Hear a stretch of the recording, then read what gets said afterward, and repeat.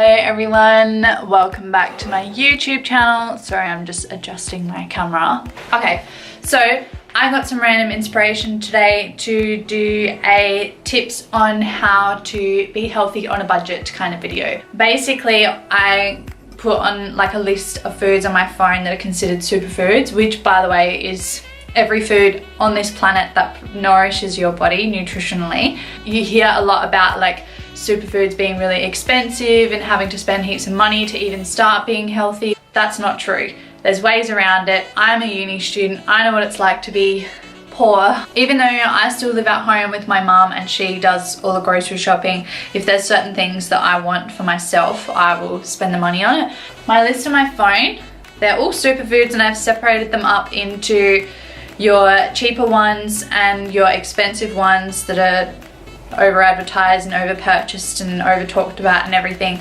that do offer your body a truckload of benefits, but they offer the same amount of nutrients to your body as what the cheaper ones would. So here we go. Maca powder.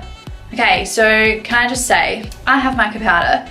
A lot of these products that are expensive you can bulk buy. If you bulk buy, then it ends up being cheaper in the long run, I guess, but you don't need to have these things on a regular basis. Maca powder is like always talked about being good for your hormones and like stacked with nutrients and stuff. I mean, yeah, but so is a cabbage, so is cauliflower. You know, maca powder is great, but so are the other vegetables and fruits and foods that are a lot cheaper. Greens powders, there are so many freaking greens powders on the market these days. Part of it would be the labeling and the company that produces it. They know they can overcharge because they've got a reputation. And another part of it would be the manufacturing process, because it would take a lot of time and effort and probably money for that company to take a vegetable from its natural source and turn it into a powder. So they do offer you a lot of nutritional benefits, but so does just eating the vegetable, which is plain old-fashioned good for you as well. Protein powders, unless you're vegetarian or vegan, I wouldn't worry too much about that. If you are vegetarian or vegan and you struggle to afford it, there is other options of getting complete proteins with 9 essential amino acids into your diet without having to fork out money with a protein powder. I'm not vegetarian, but I don't eat meat very often. I wouldn't get enough protein from the little amount of meat that I do eat. So I use a protein powder. Happy Way and Topeka are my favorite vegan vegetarian ones. There are some pricey ones on the market, but if you sort of buy it and spread out your usage, you're getting more bang for your buck. Otherwise, there's plenty of other vegetables that are, not just vegetables, plenty of other foods that will offer you that protein content without having to fork out heaps of money. Raw activated mixed nuts. I mean, there is benefits to them being raw and activated, but there's just as many benefits if they're not. You're still gonna get your fat and protein intake from them. Kale is like, it's a trend, so that's part of the reason why they charge so much for it, because you can get just as much nutrient quality from so many other foods as you can from kale. So if you can afford it, go for your life, but it's really like you don't need it. You can have the same thing from spinach. Avocados, oh my gosh, I love avocado. They can be quite expensive, so there are other foods that you can buy that have the same nutrient quality and content than having to buy avocados every single week kind of thing. Some more, we've got chia seeds, coconut oil, maple syrup, buckwheat, beetroot powder.